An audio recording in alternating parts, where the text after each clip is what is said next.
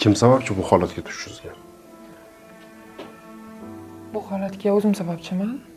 Chunki avariya o'zim xatoim tufayli. O'sha kuni rulda ham o'zim bo'lganman. Batafsil gapirib bering, qanaqa bo'ldi?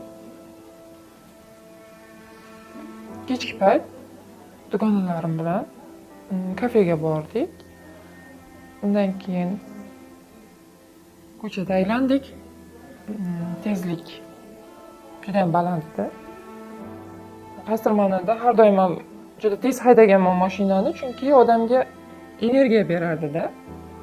Baland musiqa, tezlik. Men o'ylardimki, men hech qachon xato qilmayman.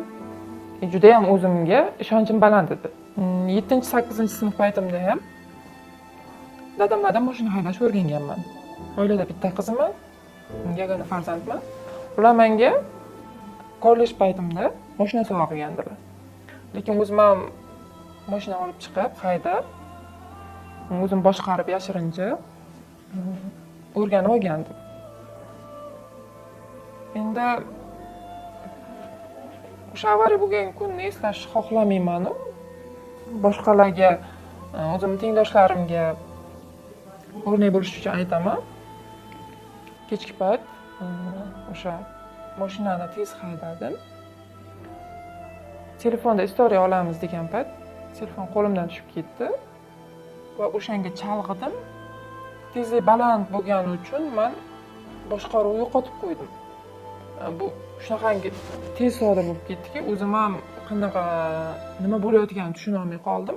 Bordiyorga chiqib ketdi va mashina o'z-o'zidan aylanib ketdi. Men o'yladimki, o'sha soniyada bo'ldi, tamom, hammasi tugadi deb o'yladim. Va qolganini eslolmayman.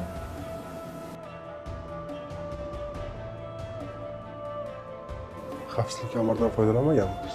Xavfsizlik kamaridan men hech qachon foydalanmaganman. Agarda keyinchalik o'sha mutaxassislar ham, gaya xodimlar ham aytishdi. Agarda xavfsizlik kamaridan men foydalanganimda, qaysidir ma'noda meni mashinani ichida saqlab qolish mumkin edi-da. Juda ham kuchli tan jarohati olganman, og'ir tan jarohati olganman. 1 yilga yaqin kasalxonada davolandim, kasalxonada yotdim. Uzoq vaqt reanimatsiyada bo'lganman. Birinchi navbatda ota-onamga qiyin bo'lgan bu vaziyatda meni.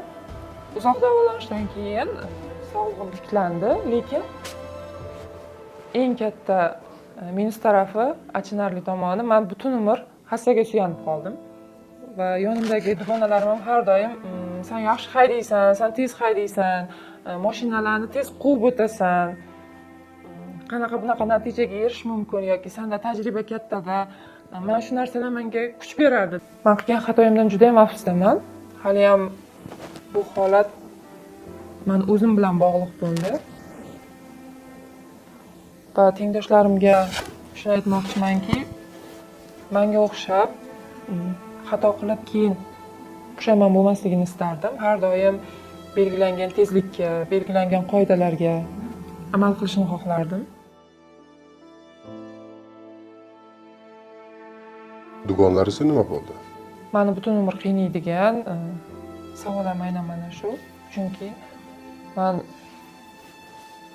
davolandim va hassada, lekin meni vijdon azobida qoldiradigan narsa yonimdagi bitta dugonam o'sha avtoavariya sabab vafot etdi.